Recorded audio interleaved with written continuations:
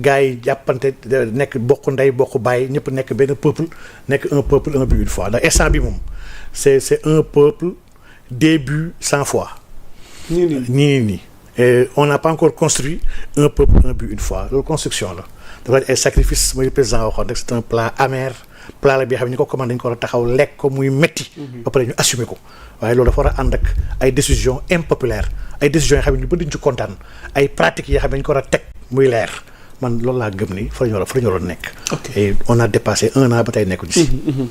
alors waxtaan wi dee dox di wéy xam naa ñu war a yëkkati jotaay bi soreetul waaye du tee yenn points yi ñu évacuer ko vite fait. bokkoon na ci ponk waxtaan yi sujet d'actualité boo xam ne xewoon na fi fan yi nga bëgg cee dikk ñu xam ci sa position mooy. mbirum oto yi ci assemblée nationale. waaw dafa am position gi ci nouveau régime bi amoon. dégg nañ ko ci kàddu PM dégg nañ ko ci kàddu moom El Malick Ndiaye mi jiite assemblée. peut-être ndax réalité pouvoir dafa am ci diggante bi. ba ñu changer seen kàddu par rapport ak. kàddu ya ñu teniroon mais vu cette affaire ak ni muy demee nii déjà sax patronat bi yenn homme d'affaires yi fipp nañu ci marché oto yi sax ci ñi ko El Malick Ndiaye jox à leur détriment au regard de tout ça tey lan mooy la position de Cheikh Oumar Diagne ci actualité ci wàllu oto yi amoon assemblée. waaw yaa Moussa man de oto yi moom dama ci am du ma wax déception sax dama ci am mer man laa ci am du déception laa ci am colère. mais colère laa ci am. ah bon. parce que gis nga yaa Moussa. waaw. Sonko ba muy nekk député. waaw en 2017 Sonko don de soi bi muy wax yemul woon ci wax daf ko jëf dafa ñëw assemblée am posture déjà bi nga xam ne posture lanceur d'alerte di wax sénégalais yi complot yi xam ne mu ngi am ci biir assemblée bi sénégalais yi bari kontaan ci loolu. mu ne sama salaire sax soxlawu ma ko man damay jaamu yàlla te yàlla tax donc posture boobu dafa tax mu am sympathie sénégalais gars yi gëm ni kii bu nee don de soi li muy wax dëgg la maanaam don de soi wañu ko war xaar aujourd'hui ci législature bi parce que législature de rupture la doon nekk législature bi waruñu woon nekk dans la jouissance li ñuy def ni c'est de la jouissance li ñuy tappale El Malick a beau faire de la mathématique di gymnastique di cëppi day tappale c'est de la jouissance yow weesu ko dëkk bi mun ñoo wax dañ ko fekk 4e sous-sol dañ ko fekk mu tar am ay bor ñu caxatee alal bi dilapider xaalisu dëkk bi lu tax ñu war a ut ay oto 50 millions bu député yi loolu waxi tappale kasal. seen indemnité la. mais indemnité boobu sax dafa lu yoon indemnité boobu kan moo ko créé ci ban contexte la ko créé la moo taxoon mu créé ko nekkul daf ko def dañ ko war a wóyal bu ñu ñëwee dañoo war a jubbanti jubbanti la ñuy wax. dañoo war a jubbanti yi nga xam ne jàpp ni ki fi nekkoon def na ko am yu mu ci namoon ak yu mu ci doon tappale ñu ñëw jubbanti ko pour loolu du amati. député yi ils n'ont pas besoin de ça lii màggalul seen cër man dama bokk si ñu gëm ni député warul am salaire man loolu laa gëm en 2022 suñu candidature législature dañoo bëggoon présenter le député warul am fay di am rek jeton de présence yi xam ne bu amee session ñu fay ko li nga xam ne mooy transport am mu ñu ko fixé par jour 50 000 on sait pas parce que député am na yeneen activités yu muy am yoo xam ne député warul soxla bamboulaa beeg njëkkante beeg xëccoo bi yëpp xaalis fa gars yi dégg ak avantage yi gars yi bëgg nekk député waaye bu ñu dindoo leen avantage yi ñi am yitte bëgg liggéeyal seen dëkk ñooy bëgg dem assemblée nationale donc on avait la possibilité d'acheter des voitures à 20 millions kenn waxul député waru am oto ni El Malick waxee sénégalais yi la gars yi mer ndax wax boobu c'était arrogant. j'assume wax boobu c'est arrogant c'est pas respectueux un serviteur de la nation warul waxee noonu ak ñi nga xam ne ñooy ay kilifaam ñoom ay mindaan lañu maanaam ñëpp ñi nga xam ne dañuy liggéeyal état du Sénégal ay mindaanu waa Sénégal lañu ñoo leen bind dañ leen bind leen fay chaque weer ni ki sooy wax ak sa patron warooy wax ak moom ci yenn kaddu yi c'est même pas respectueux donc loolu la gars yi mer mais pas oto bi en tant que tel donte oto bi man jàpp naa ne war naa mën a nekk oto et soxla woon sax bruit ku am salaire yaa Moussa yeneen fonctionnaires yi nekk fii Sénégal jëluñu leen oto da nga dégg ne ministère de l'éducation le ministère des finances dañoo war a defar marché jëndal oto fonctionnaire dafa nekk non ils ont le salaire ku ci bëgg oto demal banque boo demee am nga sa coût saisissable am nga benn montant bi nga xam ne yow tu as un mandat bi nga xam ne sur 5 ans banque xam na mu lay joxee xaalis bu nga fay dafa bi nga xam ne soxlawul sax bruit et bu ñu demee ba war ko def sax marché dañu koy jëlal ay nit on pouvait bien acheter ay oto yoo xam ne oto double cabine yi nga xam ne moo gën a baax ci àll bi yi nga xam ne dafay am mooy kii yi rek yooyu gars yi teg benn saako ci ginnaaw mais oto yi 20 millions la jar maximum on pouvait en acheter pour tout le monde ba pare coow du jib mais nu ko gars yi waxee ak nu ko ak jamono ba mu fekkeel ak wax yi ko jiitu woon yi balaa ñuy ñëw ci nguur gi ñett yi moo tax mu nekk un cocktail explosif et que les gens n'ont pas digéré donc man rafetlu ma ko dama jàpp ni erreur la et dégg naa kenn si ñoom sax ko taxaw ne ay budget bi suñu budget bàyyi ñu gérer ko donc bref bu demee ba ay député di waxee ak noonu askan bi wala ñu xam ne budget bi kon du seen budget askan bi la ba askan bi dénk pour ñu mën a conduire ay mission député du jouissance IB Burkina bi rek din na salaire député yi moom dëkkam. donc dans certains pays asiatiques. Oui c'est pas sérieux dans beaucoup de pays yoo xam ne moom la ñuy wax ne ñoom ñooy les référentiels. ci wàllu bonne gouvernance on n'a pas besoin de donner à des députés ay bolide ay 4x4 ou 50 millions on en a pas besoin donc même les ministres sax yenn dëkk yu avancé yi dañoo dem ba génn ci ay affaire jox ay ministres ay super 4x4 ak gars yi ñu dépassé loolu ndax ku ne man dama bëgg xidma am coow li mooy ndax xidma ngay ñëw wala ngay jouir ku ne man damaa bëgg xidma je veux servir kooku Papa yaa Moussa boo ko joxul dara sax boo ko joxee weeru sax day liggéey. ndax da nga commencé am déception ci benn comportement yi nekk en déphasage ak seen programme ak combat bi ngeen mëne woon ak kàddu yi ngeen daan wax démb ak barki démb. en réalité sax mu mel ni réalité pouvoir da leen a dab est-ce que naru ñu am mbetteel. du déception sax mais dama gëm rek ni mooy toujours li may wax groupe bu nekk ak groupe bu mu mënti doon am na si ñu jub ñu dëggu am si ay tappalekat am ay jouisseurs am ay calculateurs groupe lii dans tout la am islam bi ñu bokk diine bi ñu bokk am si ñoo xam ne dañoo sellal seen diggante ak yàlla rafetal ko di jaamu yàlla te yàlla rek tax am na ñuy calculer ak yàlla. am na tam ñuy jéem a nax yàlla ñett yëpp am na ci am na ñoo xam ne nekkuñ ci dara dañuy rëmbal maal di dawandoo rek waaye gëmuñu sax islam bi lépp lu islam santaane defuñu ko lépp lu islam di tere ñu ngi ci te sooy waxee ni la man jullit laa nagam islam a demee noonu en suma parti politique yoo xam ne rassemblement d'individu la donc dans tout régime et dans notre régime il ne fera pas exception il y a des gens yoo xam ne très mal intentionnés jubuñu mosuñoo jub de leur vie waaye amuñu woon possibilité mën a fësal ak wane seen jubadi quand on les amènera aux affaires nag dañu génnee seen vraie personnalité xam nga am na ñi nga xam ne tant que amuñu lu ñu xam doo xam seen jikko balaa ngay xam seen jikko li ñuy sàkku ñu am ko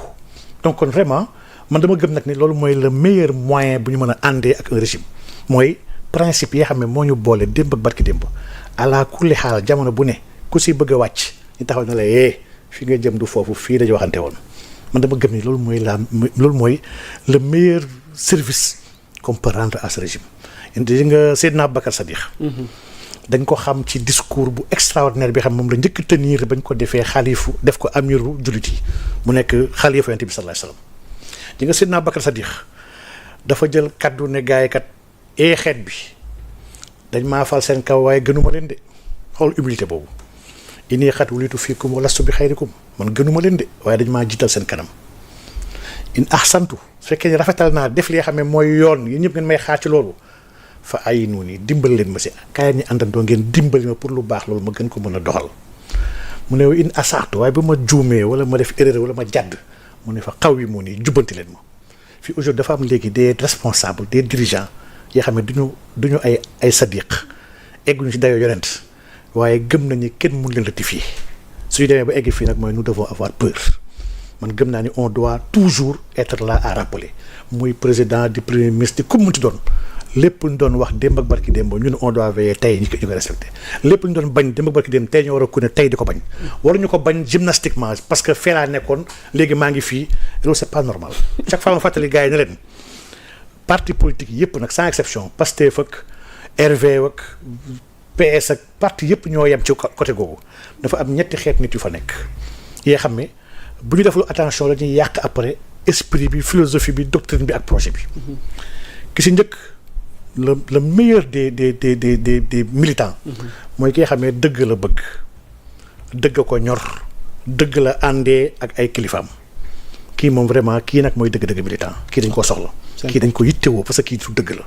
saa yu ñu wàccee wala ñuy waaj a wàcc yoon il va alerter attention sama gars yi mbir yaa ngi soppeeku de waxante wuñu woon lii et de bonne foi nag waxu ko pour ŋàññ wala pour toroxal daf ko wax parce que dafa bëgg ñu réussir mu am deuxième groupe nit bi nga xam ne kooku moom dëgg ñoru ko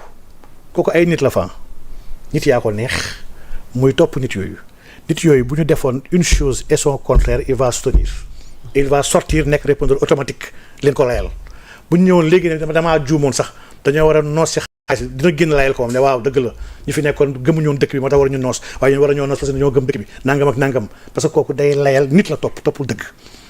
am troisième bi nga xam ne toppul nit toppul dëgg kooku boobu lay topp kooku li ko neex kese la xam képp ku wax lu ko neex mu supporter la partager la képp ku wax lu ko neexul mu ŋàññi la saaga la ñett ñi ils sont à reconnaître à identifier ñaar ñi ils sont toujours majoritaires moo tax parti yi war a góorgóorlu ci éducation politique conscientisation politique des militants ndax ñu si bëri amuñu formation. ndax ba l'école de parti est là pour ça ndax dañoo nekkatul ci seen prérogative. Le plus souvent les partis ñun ñëpp ont subi les mêmes problèmes les partis se sont massifiés très très vite. Les enjeux du moment ont fait que liggéey ci conscientiser ak ci former les partis ñu ko mujjee teg na le parce que may ñu leen ñu conscientiser dañoo am ay dirigeants yoo xam ne loolu moo fi amoon da ngay ñëw bëgg am une politique autrement parce que loolu def dafa ñëw ne mu bëgg a poser ay débat di wax ci fiscalité di wax ci marché état bi di wax ci yu bëri ñi bañ ne ko doo politique yi fii nii la machine de répression tegu seen kaw kooku da nga ko mujjee sax braqué obligé ko pour mu xeex c'est que on t'a obligé au lieu d'être dans le combat d'idées dañ la bëgg a pousse yóbbu la léegi dans le combat de rue un combat politique un combat bi nga xam ne malheureusement doo amati temps formé waate donc on doit renouer avec la formation nit yi il faut que nit yi xam ne man dama koy lii occasion ngay mayale parce que allez-y damay gis des fois damay am taxawaay may wala lu may wax am kenn ku jóge fay ne ma yow mi opposant nga ñu ngi lay gis ñu ngi lay xaar yaa ngi waaj a opposé wu daf may jaaxal ndax kooku di wax loolu soo ko jëlee multiplier par 1000 fitam maa ko fit man ñun bu ñu demee ba jël décision dañuy def nangam kenn mënuñu ko tere def ñun am nañu dëgg bu toll ni naxantewuñu naxasaalewuñu suñu àqlataa la ñuy wax te dañoo bëgg mu baax te kenn ku nekk ak nu mu bëggee mu baax dara fees suñu bët nag dañoo suur a pare dafa am ñi nga xam ne ñemewu ñu wax seen xalaat ndax dañuy espérer ay teraanga ci ay nit am ñeen ñi nga xam ne amuñu sax xalaat ñoom dañoo amul xam-xam bi pour mën a am xalaat waaye ku yàlla may xalaat ba pare nga suur soxlawoo teraanga mais da nga war a wax dëgg te yàlla tax ndax yéen sax dafa waxoon ne sama xeet bi duñu mës di duñu dañ mukk di nekk ci teraanga ak ci xéewal tant que seen biir ay nit a ngi ciy taxaw di wax dëgg te yàlla rek tax. jërëjëf ñun on a besoin de ça dans ce pays. on a besoin que ñi nga xam ne ñooy ñi gëm projet waxuma ñi gëm ay nit de. man ñi gëm projet bi laay wax. il faut toujours ñuy rappeler le projet. il faut toujours ñuy veiller à protéger le projet. il faut toujours tamit ñuy ñàkk ba kenn bañ a yàqal le projet ndax suñu bàyyee ñenn ñi avec des pratiques des postures ak des actes yoo xam ne qui contreviennent au projet ñooñu ils vont porter préjudice au projet ñooñu war leen taxaw si tar leen da leen war a taxaw leen li ngay def sa yëfu bopp la sa bakkan la ak sa bànneex waaye li ngay def nii du dëgg du yoon. Ismaïla di la ziar xam naa li ñu dese ci waxtu wi bëreetul waaye ñu jublu ci point yi mujj rek coowal DER bi mbirum xar yi tabaski oblige xam naa Ismaïla moom matal na xaram internautes yi ñuy seetaan xam naa ni amu leen jafe-jafe xar alors kilifa gi mu mel ni DER xalaat jib na ci yombal ñenn ci askan wi par rapport ak benn financement ñu mën a am ay xar waaye coow nag am na ci wàllu financement bi ñenn jàpp ni bokkul woon ci seen prérogative ndax DER li ñuy xaar ci moom du ay opération de tabaski noo gisee coowal DER mbirum xar yi man de ragal naa su ma waxee si coowal DER sax naam ñu bëri ñu ma gën a mere ndax man dama bokk suñu gëm à l'avance avant sax coowu xar yi dama gëm ne ku ñu jox DER muy Aïda Mbodj elle n'est pas à sa place loolu laa gëm je le dis haut et fort elle n'a pas les compétences ni les outils pour diriger DER secondo elle n'a pas la force et la vitalité pour diriger DER laaj dafa soxla ndaw soxla quelqu'un de dynamique quelqu'un d'innovant ki amul benn innovation ki PCA la war a nekk yem ci mais bon kon ko forcé na par force bu nekk DG on ne peut que ñaanal ko yàlla mu réussir léegi nag par rapport ak xar yi moom vraiment dama ci am man jaaxle. ah bon jaaxle dëgg laa ci am. ndax yaa Moussa. non lii c'est scandaleux. c'est scandaleux quand une structure qui gère de l'entrepreneuriat rapide nga war a liggéey ci accompagner des projets entrepreneuriat bokk ak consommation. entrepreneuriat mooy li nga xam ne elle est destinée à servir de manière durable ñun en comptabilité lu ñuy wax ni mooy différence bu nekk entre des immobilisations immobilisation ak ay titres nii kese par exemple loolu peut-être comptable yi may sal ñoom ñu xam li may wax suñu ne ñun 26 titres de participation les TP sont des immobilisations ba tax ñu boole leen ci ay titres ci classe 2 waaye suñu nee ay bons du trésor ak yëpp ñun classe 5 ñu koy yóbbu loolu du titre parce que elle n'est pas destinée à servir de manière durable da nga ko téye nii pour benn temps rek le temps de créer de la valeur ajoutée ba pare joxewaat ko DER kon moom dimbali ay nit dans la consommation du mission am jox ay nit ñu lekk ay ceeb ak ay cere du mission am jënd xar tabaski wala jënd mbaam xuux joxe ko Noël du mission am jàpp naa ne kon ko jënd na xar tabaski bi nag xanaa kon Noël ay mbaam lay jënd joxe ko donc c'est pas sa mission en plus de ça xar yaa Moussa bokkul ci maanaam nomenclature budgétaire u état amul benn barème bu mu fixé ne kuy jënd xar ni ñu ko jëndee parce que bokkul si lu mu war a jënd état par exemple mën na am barème au niveau du commerce ci wàllu ceeb suukar pour comme ça képp ku gérer ëllëg bu ñu la waree saytu ñu la li nga jëndee suukar bi kat suukar bi kilo yaa ngi ko jëndee 1000 francs te kilo 600 lay jar kon li ngay def surfacturation la andi xaalis bi actuellement ñu ngi dund loolu ak li nga xam ne moo fi xewoon ci Covid. parce que on a un référentiel bi nga xam ne foofu la ñu sukkandiku pour mën a xam lan mooy prix sur le terrain xar amul donc kon elle est à un exercice bi nga xam ne exercice bu grave la mooy ëllëg bu ñu waree saytu sax DER fan la dugal xaalis boobu mais ñun amuñu base légale bu ñu xamee ñaata la waroon jëndee xar yi ak ñaata la ko jëndee finalement muy benn ñaar. non une enveloppe de 300 millions a été mobilisée. mais loolu laa xam ne moo njëkkul nekk yoon parce que loolu c'est grave yaa Moussa c'est grave nga ñi da ngay jënd ay xar et que da ngaa subventionné pour que xar yi li muy revenir ki ñëw leb si mu xaw a gën a nooyi loolu du loolu DER. DER kenn sant ko mu subventionner des fêtes religieuses kenn sant ko c'est pas son rôle. Tertio DER nan la joxee marché boobu kan lañ jox marché xar bi kooku ban rapport ban relation la am ak DG DER ci ban base parce que vraiment état moom lépp luy alalu état te DER xaalisu fa nekk xaalisu état la lépp li nga xam ne ay marché la yu dépassé ay seuil su ñu nee 15 wala 30 millions bu ko dépassé amoo droit defee comme la neexee soit appel restreint ngay def wala en tant que directeur mais en tout cas daf la imposer naka nga war a doxee ba recueillir ay avis yu DCMP ak extra ba ni muy jeexee maanaam DER moom ay da naka la joxee waa ji dossier wu ay xar ay milliers wu xar non yaa Moussa lii c'est scandaleux. lii dans un pays sérieux dañ ko waroon directement woowal ñu envoyé ko l'IGF ne ko dama nga xooli fii ay lu mu def fële ba pare ñu koy jël di ko brandir comme si genre résultat la il faut ñu fàttali Sénégalais yi tabaski. peut-être situation exceptionnelle ak réew mi ni mu koccee nii. réew mi mu koccee raison de plus dañoo war a dimbali nit yi. pour que solidarité pour que déwén dans un principe donc. DER kenn def loo ko solidarité c'est pas son rôle. DER entrepreneur lay gérer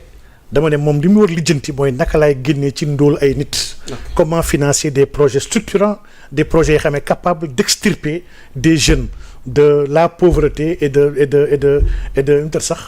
la précarité. ñi mën a nekk ñu utile pour seen dëkk lii mooy liggéeyu DER donc leble ay xar moom ay tranche ak et puis ñi ngay lebal yu si bëri amuñu liggéey mais ñun c'est des clients à risque sax suñu amul xaalis bi fayal naka la ñuy wax léegi quelqu'un bi nga xam ne consommer ges la bëgg a def bu doon da ngay xaru Sénégal la xaru benn structure état la nga man structure état bi dama koy jël pour lebaleel la ko oui soobaa on aurait dit que la DER def na lu am solo jeu na intermédiation entre une structure d'état bu am ay xar ak ay personnes yoo xam ne mënuñu am accès ci xar yi dans le temps mu différer leen seen ay paiement pour ñu mën a am accès à ces moutons là loolu ça aurait été intéressant ça aurait été encore plus intéressant bu doon DER dafa ne on aura presque 1,5 million moutons yu war a rey yu war a dee Sénégal l'artisanat qui est aujourd'hui qui est en crise qui est en mu ngi sonn man dinaa xool comment naka lay dimbalee les tanneries les cordonniers ak ñëpp ñi nga xam ne ñu ngi dans l'industrie des sacs des chaussures nga xam ne ñu soxla cuir naka lay xoolee par une jeune venture comment mettre en place une structure bi nga xam ne on va travailler à mettre à sa disposition ces pots avec des moyens des équipes yu may teg ci koñ-koñaat gox-goxaan yi avec les antennes régionales c'est que ça aurait été intéressant nga xam ne kii kat mu ngi participer à l'économie réelle du pays mais lépp xar jënd xar subventionné ko ay xar yu yooyu yoo xam ne bëgguma sax dugg ci xar yi ñuy yooyee ay xaru 140 millions man yaa ma sax vraiment. am naa ci promoteur bi du fippu. am naa ci ndax moom lañ dénk. am naa ci lu ma metti trop boobu. lan moo tax ñu jox ko moom. ok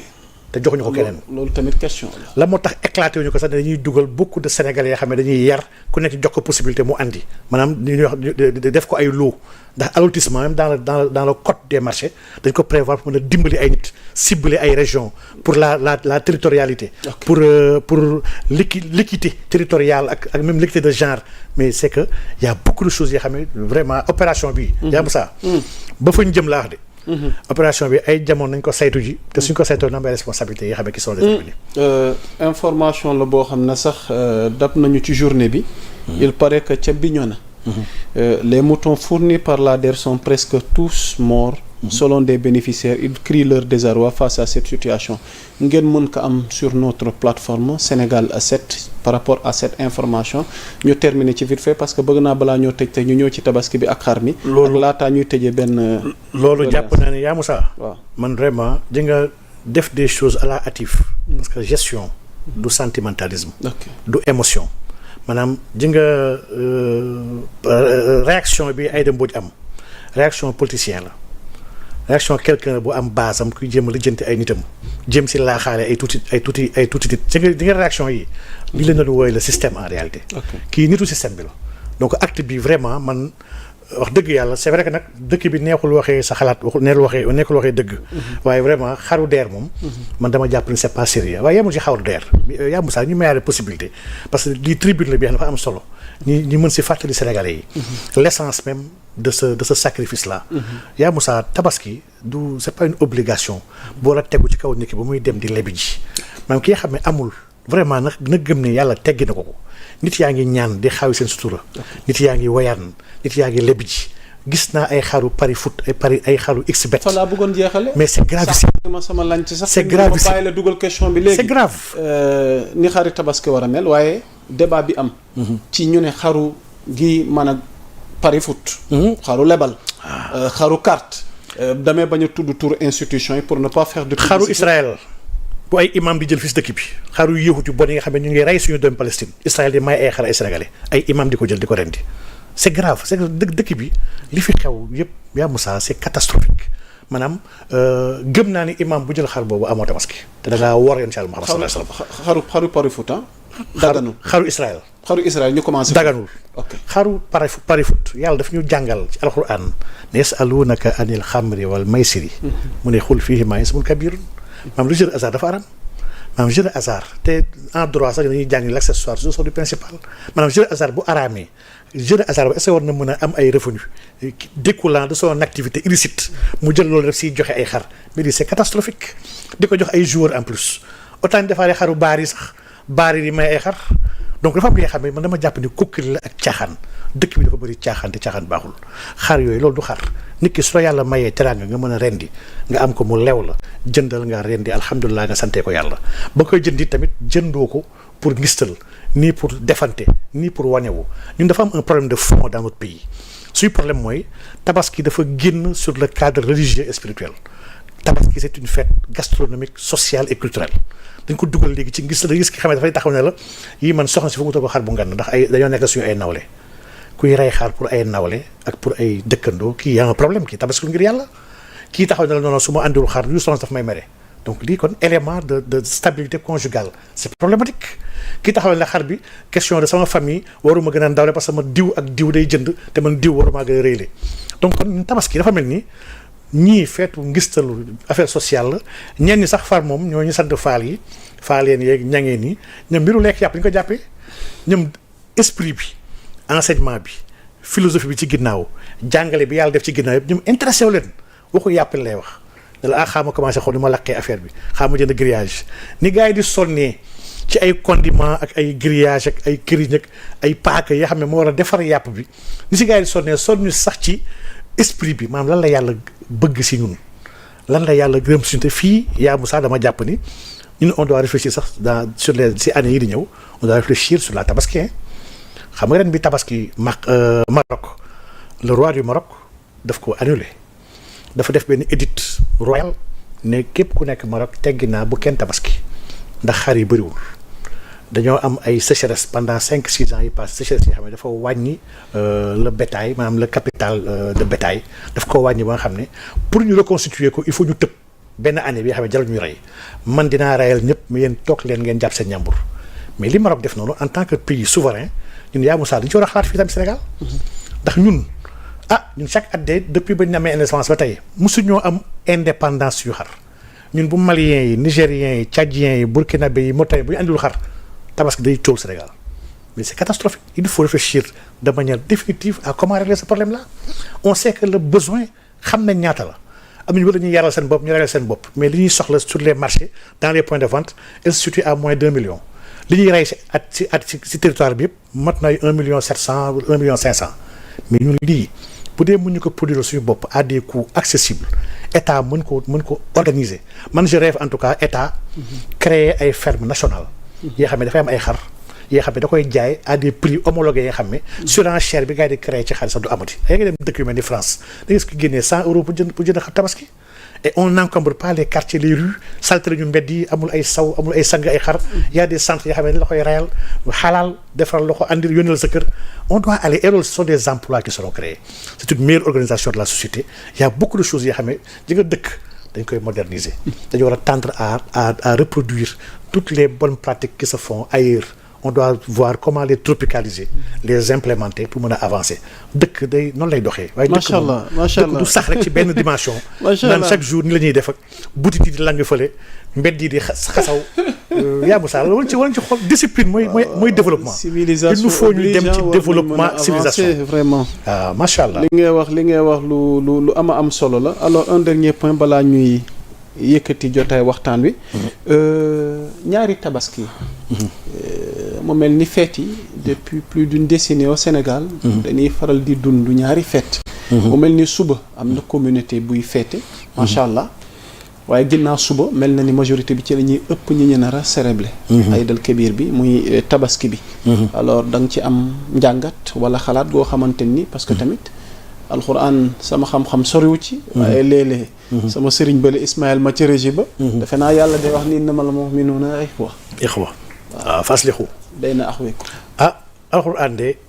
sommes-nous une communauté ummatan waaxida wala. non nekkuñu ko. ok loolu moom Sénégal moom vraiment